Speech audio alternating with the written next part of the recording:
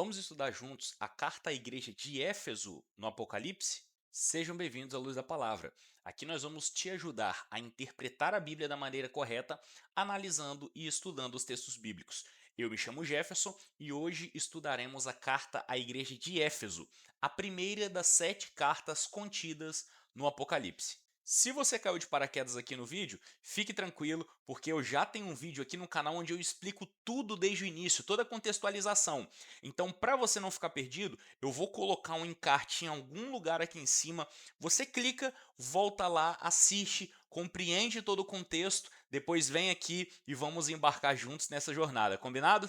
Então já deixa o seu like aqui no vídeo, porque o seu like me ajuda muito e vamos para o estudo. Então vamos lá. A carta à igreja de Éfeso, ela está escrita lá no livro do Apocalipse, no capítulo 2, nos versículos de 1 a 7. Nós vamos analisar tudo isso, tá? Vamos ler a carta toda, é bem rapidinho, só 7 versículos. Vamos ler tudo, depois a gente volta e vai comentando e extraindo alguns pontos muito preciosos do ensino dessa palavra, beleza? Vamos lá.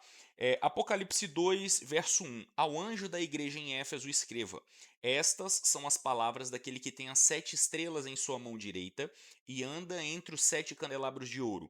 Conheço as suas obras, o seu trabalho árduo e a sua perseverança. Sei que você não pode tolerar homens maus, que pôs à prova os que dizem ser apóstolos, mas não são, e descobriu que eles eram impostores. Você tem perseverado e suportado sofrimentos por causa do meu nome, e não tem desfalecido. Contra você, porém, tenho isso: você abandonou o seu primeiro amor. Lembre-se de onde caiu. Arrependa-se e pratique as obras que praticava no princípio. Se não se arrepender, virei a você e tirarei o seu candelabro do lugar dele. Mas há uma coisa a seu favor: você odeia as práticas dos nicolaítas, como eu também as odeio. Aquele que tem ouvidos, ouça o que o Espírito diz às igrejas. Ao vencedor darei o direito de comer da árvore da vida que está no paraíso de Deus. Ok? Vamos lá? Deixa eu beber uma aguinha aqui para a gente começar a entrar no assunto, tá, gente? Antes da gente começar a falar sobre as cartas em si, vamos falar um pouco sobre a igreja em Éfeso. A igreja em Éfeso, como nós já falamos no vídeo anterior, a igreja em Éfeso ela era uma igreja real. Ela era uma igreja que existia, talvez como a igreja que eu frequento, como a igreja que você frequenta, e talvez a gente possa fazer algumas perguntas, né? Quem foi que fundou essa igreja? A Bíblia fala isso? No Apocalipse não. Mas se nós formos lá para o livro de Atos, nos capítulos 19 e 20, vai falar sobre a fundação da igreja em Éfeso. E quem fundou a igreja em Éfeso foi o apóstolo Paulo. Em uma de suas viagens missionárias, Paulo passa por Éfeso, ali ele funda a igreja e continua suas viagens. Então nós temos Paulo como fundador dessa igreja, ok? O pastor dessa igreja. Nós também temos essa informação através da palavra de Deus. O pastor da igreja em Éfeso era Timóteo. Se nós lermos as cartas que Paulo escreveu para Timóteo na Bíblia, 1ª e 2ª Timóteo, se nós lermos essas duas cartas na Bíblia, nós vamos entender que Paulo está aconselhando a Timóteo e que Timóteo pastoreava e que Timóteo liderava aquela igreja em Éfeso, ok? Então, disso, analisando o comportamento de Paulo como fundador dessa igreja e de Timóteo como líder dessa igreja, a gente consegue entender, porque se nós pararmos para analisar friamente, os liderados seguem muito da sua liderança. Então nós temos essas duas pessoas como pontos-chave para a gente entender um pouco o comportamento das pessoas na igreja, das pessoas e dessa igreja em Éfeso, ok?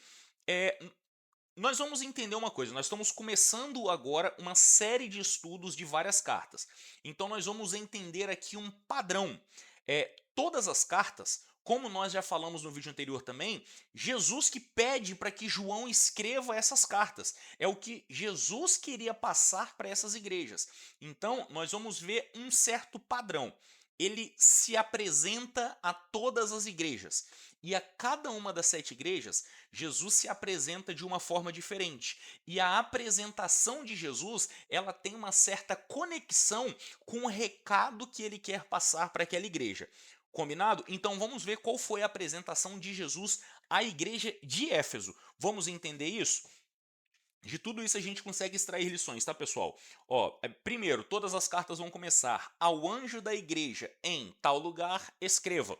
Nessa daqui começa, né? Nós lemos: ao anjo da igreja em Éfeso, escreva. Porque o anjo da igreja, na verdade, se trata da liderança daquela igreja, dos pastores daquela igreja. Então, é Jesus querendo passar para os pastores da igreja o que ele pensa daquela localidade, beleza? Então, ó, ao anjo da igreja em Éfeso, escreva: a apresentação. Estas são as palavras daquele que tem as 7 estrelas em sua mão direita e anda entre os 7 candelabros de ouro.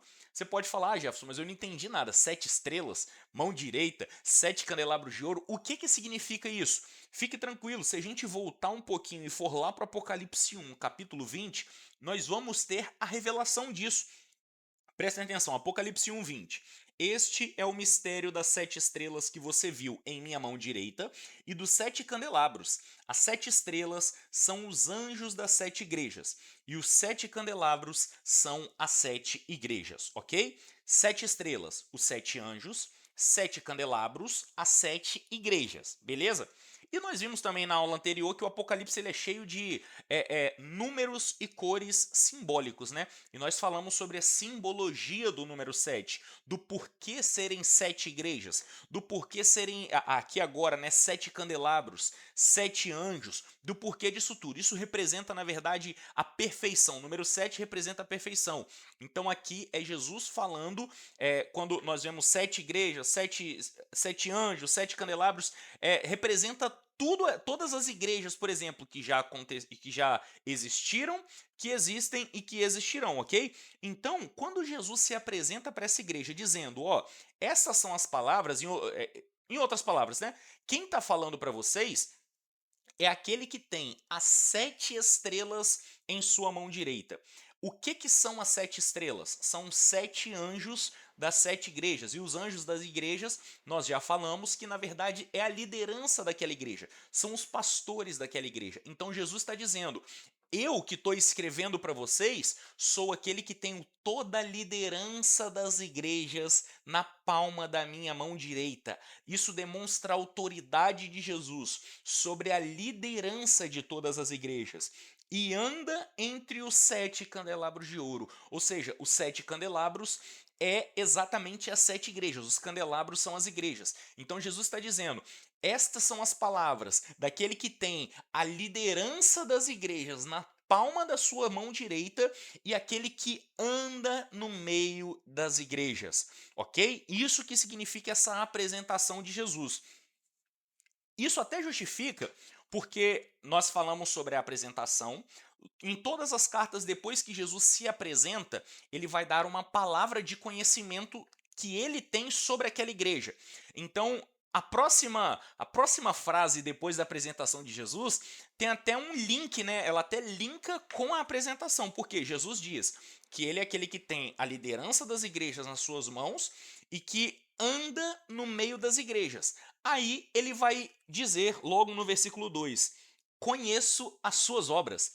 Se alguém viesse a questionar quem é que conhece as obras da nossa igreja, é aquele que tem a liderança da igreja no meio na palma da sua mão direita, aquele que tem autoridade sobre a liderança da igreja e aquele que anda no meio da igreja. Se ele anda, ele conhece todas as coisas.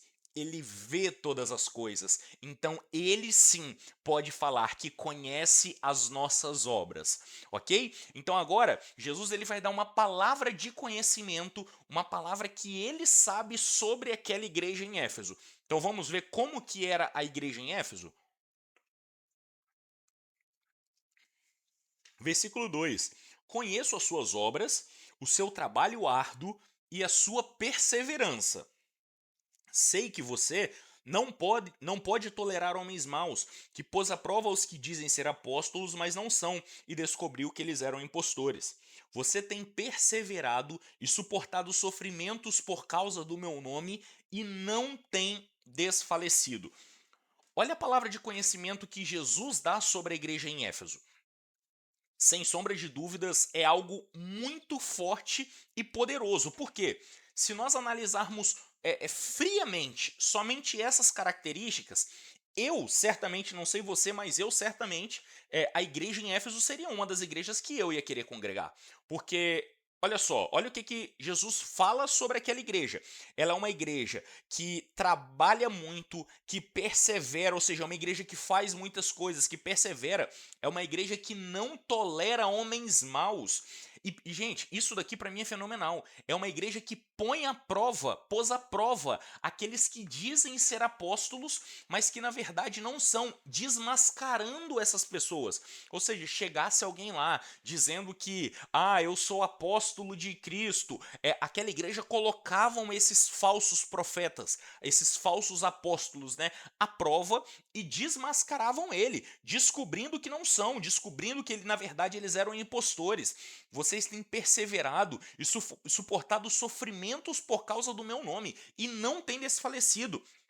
Então, ou seja, provavelmente era uma igreja que pregava a palavra de Deus, era uma igreja que era perseguida por pregar a palavra de Deus, porque suportavam sofrimentos por conta do meu nome e perseveravam mesmo assim, desmascaravam falsos profetas. Então, nós vamos ver muitas obras positivas na igreja em Éfeso. Mas será que isso basta? Será que ter obras positivas basta? Aí a gente já vai entrar no terceiro ponto desse padrão que Jesus mostrava para as igrejas. Primeiro, a apresentação. Segundo, a palavra de conhecimento. E terceiro ponto, a exortação. Agora, Cristo vai exortar a igreja em Éfeso. E olha o que ele diz. Versículo 4. Contra você, porém, tenho isso. Você abandonou o seu primeiro amor. Pesado, hein? E aqui a gente abre um parênteses para algo nos nossos dias atuais. Nós temos o mau costume de romantizar muito as coisas. Para nós, o amor, ele é um sentimento, é algo que, eu não consigo explicar o que é o amor. O amor é um sentimento, é algo bom, é algo forte. A gente pode tentar colocar em várias palavras, mas para nós, na grande maioria das vezes, nós falaremos que o amor é um sentimento. Mas, biblicamente, gravem isso: amor não é um sentimento. Amor é mandamento. Nós temos o mandamento para amar. Nós precisamos amar. Se amar é um mandamento, eu obedeço ou desobedeço. Logo, nós concluímos que amor é uma ação. Amor é ação. Gravem isso. E, quem está falando isso é você, Jefferson?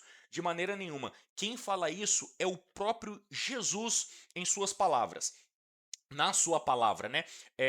Eu anotei aqui, ó, em João 14:23, prestem atenção no que Jesus fala. Jesus respondeu: Quem me ama faz o que eu ordeno. É Jesus falando. Você pode falar que me ama, você pode dizer pro seu amigo, pro seu parente, para postar foto na rede social, botar um comentário, você pode falar que me ama, mas Jesus está falando: quem me ama faz o que eu ordeno. Meu Pai o amará e nós viveremos para morar nele. Quem não me ama não me obedece. E lembrem-se, estas palavras não são minhas, ela vem do Pai que me enviou. Jesus está falando, olha só, se você diz que me ama com a sua boca, mas com as suas atitudes você não obedece os meus mandamentos, em outras palavras, você é mentiroso, nós somos mentirosos. Porque quem ama a Cristo, quem ama ao Senhor, obedece os seus mandamentos. Então, se o amor é um mandamento, nós precisamos obedecer, nós precisamos amar. E aquela igreja em Éfeso, eles tinham, como nós vimos na exortação de Jesus para aquela igreja: contra você, porém, tenho isso. Você abandonou o seu primeiro amor. Então, era uma igreja que tinha abandonado aquelas primeiras obras, que tinha abandonado a obediência ao Senhor, que tinha parado de obedecer a Jesus. Então, por que aquela igreja tinha parado de fazer isso? Por que será que a igreja em Éfeso tinha abandonado o primeiro amor? Aí nós vamos entrar exatamente no quarto ponto dos padrões das cartas de Jesus para as igrejas, ok? Eu espero de alguma forma poder estar te ajudando a compreender melhor esse conteúdo na palavra de Deus. Então posso te pedir uma forcinha? Se inscreve no canal, a sua inscrição é só um clique e esse clique vai me ajudar muito, principalmente agora que nós estamos começando aqui no canal, vai ajudar muito a gente conseguir propagar a palavra de Deus. Posso contar com a sua ajuda? Se inscreve aqui, por favor, que Deus continue te abençoando e vamos seguir com o nosso estudo. E aqui nós temos o quarto ponto do padrão das cartas que Cristo envia para as igrejas. Nós já falamos sobre a apresentação, sobre a palavra de conhecimento, sobre a exortação e agora nós vamos falar de um conselho que Cristo dá para aquela igreja. O conselho de Cristo para a igreja em Éfeso, ele se resume em 3 partes e está lá no versículo 5. Lembre-se de onde caiu, arrependa-se e pratique as obras que praticava no princípio. Essas são as 3 partes do conselho que Cristo dá para aquela igreja. Vamos analisar cada uma? Primeira parte, lembre-se de onde caiu. Caiu está ligado à queda. Queda está ligado a pecado. O pecado havia entrado na igreja em Éfeso. E reparem, era uma igreja, nós vimos na palavra de conhecimento, né? Era uma igreja que combatia os falsos profetas, que sofria por conta do evangelho de Cristo, que sofria por conta da palavra de Cristo e perseveravam por conta disso. Era uma igreja que tinha muitas obras, mas era uma igreja que tinha permitido que o pecado entrasse dentro dela. E aí a gente não sabe se uma pessoa, se duas, se toda a congregação, se alguma liderança, mas fato é que em algum momento deram legalidade para o pecado entrar e provavelmente para o pecado fazer morada. Provavelmente eles pecavam, mas pelo conselho de Jesus, lembre-se de onde caiu, pelo conselho de Jesus, nós podemos concluir que aquela igreja não tinha dado um deslize e pecado. Não, dá a entender que o pecado acabava sendo uma prática contínua naquele local. Por quê? Se eles só tivessem pecado, enfim, se eles só tivessem pecado, Jesus podia falar: se arrependam, porque vocês pecaram. Mas olha bem o que Jesus fala: lembre-se de onde caiu. Ou seja, eles precisavam voltar aonde eles tinham caído, eles precisavam parar e se lembrarem. Peraí, se nós estamos dessa forma hoje, aonde foi, em qual momento que nós começamos a abrir as portas e dar legalidade para que o pecado entrasse em nosso meio? Foi aqui que nós pecamos? Ok, talvez nós até pecamos aqui, mas aonde que esse pecado começou? Porque talvez o que nós entendemos como pecado tem uma raiz muito grande de algo que começou lá atrás. Por isso que Jesus está falando para aquela igreja: lembre-se de onde caiu. Essa é a primeira parte do conselho de Jesus para a igreja de Éfeso. Procurem, tragam à memória aonde foi que vocês caíram, aonde foi que vocês deram legalidade para o pecado. Segunda parte, lembre-se de onde caiu, arrependa-se. Arrependimento. E aqui na parte do arrependimento, nós voltamos também àquilo que nós falamos sobre o amor. Nós precisamos entender que arrependimento não é um sentimento, não é uma sensação. Arrependimento é uma ação. Nós precisamos compreender isso. Muitas vezes, talvez você, nós pensemos: ah, não vou não vou pedir perdão porque eu ainda não me arrependi, porque eu ainda não sinto que eu estou arrependido. Arrependimento não tem absolutamente nada a ver com sentimentos, com sensações. Arrependimentos são ações. Não à toa, a Bíblia nos dá um conselho para que nós produzimos frutos de arrependimento. Como que eu vou produzir fruto de um sentimento? Não tem como. Agora, ação sim. E o que quer dizer isso? Ou seja, outrora nós estávamos vivendo uma vida de pecado, uma vida no mundo, transgredindo as leis do Senhor, até o momento em que nós reconhecemos Cristo como o único e suficiente Salvador das nossas vidas, nos entregamos de corpo, alma e espírito ao Senhor, entregamos as nossas vidas ao Senhor. A partir dali, nós precisamos tomar a atitude de não praticar mais as obras que nós praticávamos lá atrás. Isso é arrependimento. Se eu de fato me arrependi, eu não vou praticar. Se eu de fato me arrependi, eu vou correr daquilo que pode me fazer cair. Como a palavra de Deus diz, eu vou fugir da aparência do mal. Não é nem do mal. Se aparentar ser mal, se parecer ser mal para mim, eu vou fugir. Porque isso sim são frutos de arrependimento. Então, o conselho de Jesus para aquela igreja, para os crentes na igreja em Éfeso, era esse: lembrem-se de onde você caiu, a primeira parte, ou seja, identificar a raiz do pecado naquela igreja. Segunda parte, se arrependam, trazer o arrependimento, parar de fazer as práticas que eles estavam fazendo, parar de cumprir as práticas pecaminosas que eles estavam cumprindo. E cadê? Vamos lá. Lembre-se de onde caiu, se arrepende e pratique as obras que vocês praticavam no início. Ou seja, parem, lembra de onde caiu, parem de fazer o que vocês estão fazendo e voltem a praticar as obras que vocês praticavam no início. Volte a praticar as obras do primeiro amor, que eram o que eles tinham perdido, né? Que foi a exortação que Cristo deu para aquela igreja. Então, o conselho de Cristo para a igreja em Éfeso está pautado nesses 3 pontos. Agora, gente, um conselho ele pode ser ouvido ou não. Então, Jesus ele dá o conselho, mas ele também vai dizer o que vai acontecer se eles não cumprirem o conselho. Então, olha só, lembre-se de onde caiu, arrepende-se e pratique as obras que praticava no início. Se não se arrepender, virei até você e tirarei o seu candelabro do lugar dele.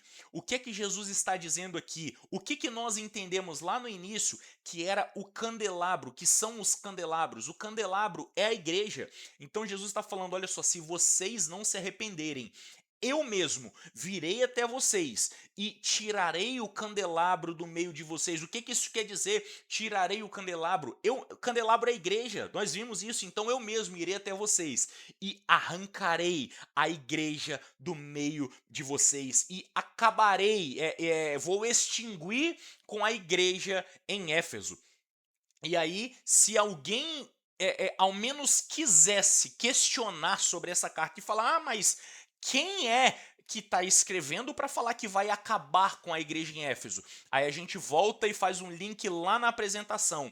Eu que estou falando, sou aquele que tenho as 7 estrelas na minha mão direita, que tenho autoridade sobre todas as igrejas, e sou aquele que passeio no meio das igrejas. Sou aquele que estou no meio delas e que tenho autoridade não apenas sobre elas, mas também sobre a liderança deste lugar. Então, vocês, igreja de Éfeso, que estão pecando, que estão tendo práticas pecaminosas, lembrem-se de onde caiu, se arrependam, voltem a praticar as primeiras obras, porque se assim não fizerem, eu acabarei com a igreja de Éfeso. Basicamente, esse era o conselho de Cristo. E aqui a gente abre um parênteses, porque eu sempre costumo falar isso, né? Principalmente pro pessoal lá no Instagram, eu sempre falo. É, várias pessoas leem a Bíblia com um saudosismo muito grande. Leem a palavra de Deus com a sua mentalidade ligada apenas ao passado. Ah, olha o que Deus fez. Olha o que as maravilhas que Deus fez. Gente, eu li uma frase espetacular uma vez. A Bíblia ela é mais atual do que o jornal que vai sair amanhã. Então, essas palavras foram destinadas à igreja de Éfeso, mas se a gente parar para analisar, talvez eu seja o Éfeso. Talvez você seja Éfeso. Talvez nós estejamos muito preocupados em praticar muitas obras, queremos encontrar os falsos profetas, sofremos por amor do Evangelho de Cristo, mas talvez em algum momento eu ou você, nós abrimos legalidade para que o pecado entrasse na nossa vida e criasse raiz dentro de nós. O conselho de Jesus para a minha vida e para a sua vida, se nós nos identificarmos com a igreja de Éfeso, é o mesmo. Lembre-se de onde caiu, se arrependa e volte a praticar as primeiras obras. Senão, eu mesmo virei entre vós e arrancarei o seu candelabro. Palavra forte, né? Mas é a palavra do próprio Cristo. E nós precisamos entender que a Bíblia ela não é, ela está completamente longe de ser esse evangelho, de trazer esse evangelho que muitos pregam por aí, que é um evangelho que amassageia o ego. Ah, você vai receber isso, você vai receber aquilo. Gente, eu sei que eu preciso de muitas coisas, vocês também precisam de muitas coisas e eu tenho certeza disso, mas entendam de uma vez por todas, a maior das bênçãos já nos foi dada, que foi Jesus Cristo ter vindo a esse mundo, ter sofrido, ter morrido pelos nossos pecados, ter entregado a sua vida e principalmente ter vencido a morte por mim e por você. Essa é a maior bênção. Se nós conquistarmos algo nessa terra, amém, louvado seja Deus. Mas se nós não conquistarmos aqui, existe uma eternidade preparada para nós. Então, o evangelho que a Bíblia traz não é um evangelho amassageador de ego, é um evangelho que vai nos confrontar, que vai nos colocar de frente. Quando nós lemos a palavra de Deus, a Bíblia é como um espelho que nos coloca de frente da nossa pior versão. E aí cabe a nós dar lugar ao Espírito Santo, para que o Espírito Santo de Deus dentro de nós venha nos transformar, ok? Por fim, depois do conselho, Jesus ele dá um conselho para as igrejas e por fim ele dá uma recompensa para a igreja, né? Então no versículo 7 diz: aquele que tem ouvidos ouça o que o Espírito diz às igrejas. Ao vencedor darei o direito de comer da árvore da vida que está no paraíso de Deus. Gente, isso é fenomenal. Jesus está dizendo para aquela igreja que praticava muitas obras, mas que estava vivendo no pecado, Jesus aconselha aquela igreja: olha só, mesmo embora vocês estejam enraizados no pecado, eu dou o conselho para vocês, para novamente se lembrar de onde caíram, se arrepender e voltar a praticar as boas obras. Se não, eu tirarei o candelabro do meio de vocês. Mas ainda assim, se vocês ouvirem o meu conselho e se arrependerem e voltarem a praticar as boas obras, olha só, hein? A esses, aos vencedores, darei o direito de comer da árvore da vida que está no paraíso de Deus. Só para a gente fechar e deixar vocês com um gostinho de quero mais. A árvore da vida era aquela mesma árvore que estava no Éden. Lembrem-se, Jesus não fez um jardim do Éden. Deus, ele fez um jardim e colocou o jardim no Éden, e ali ele colocou o homem e a mulher para viver nesse jardim, para viver nesse paraíso. Dentro do paraíso existiam duas árvores, das quais eles não podiam comer: a árvore da vida e a árvore do conhecimento do bem e do mal. O homem, quando peca, né, o ser humano, Adão e Eva, quando pecam, eles comem da árvore do conhecimento do bem e do mal. Lá no Gênesis vai nos dizer que após eles comerem do fruto do conhecimento do bem e do mal, Deus coloca querubins Deus, na verdade, primeiro, né, expulsa Adão e Eva do jardim, eles tiram Adão e Eva do jardim para o homem trabalhar, para colher do fruto, na verdade, do fruto do seu pecado, né? Do fruto do seu trabalho, enfim. Tiram o homem e a mulher do jardim, coloca querubins guardando a entrada da árvore da vida, guardando a árvore da vida, para que ninguém comesse desse, para que nenhum ser humano mais comesse desse fruto. E aí muitas pessoas, elas dizem, pregam por aí que o paraíso, o jardim que estava no Éden não existe mais, o paraíso não existe mais. Gente, não acreditem nisso. João, quando ele está lá no final do Apocalipse, na verdade, né? Quando ele está relatando o que ele vê lá no céu, ele disse: eu vi a árvore da vida, e do seu tronco saiu um rio que fluía dessa árvore. Então, gente, prestem atenção, a árvore da vida, o paraíso, ele não acabou, ele está lá nas mansões celestiais.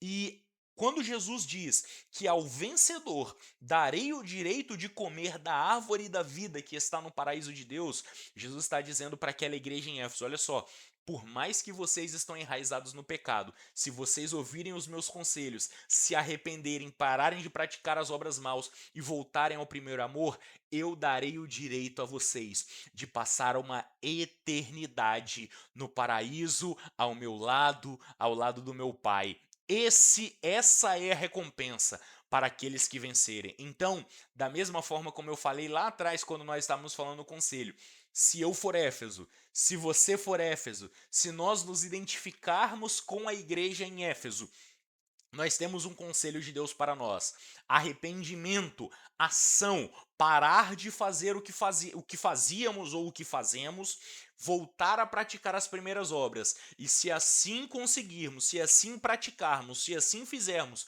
até o fim, nós temos uma recompensa que o próprio Cristo nos prometeu. Amém? E aí, você já tinha estudado sobre a carta à igreja de Éfeso? O que você achou desse nosso estudo? Me conta aqui nos comentários, por favor.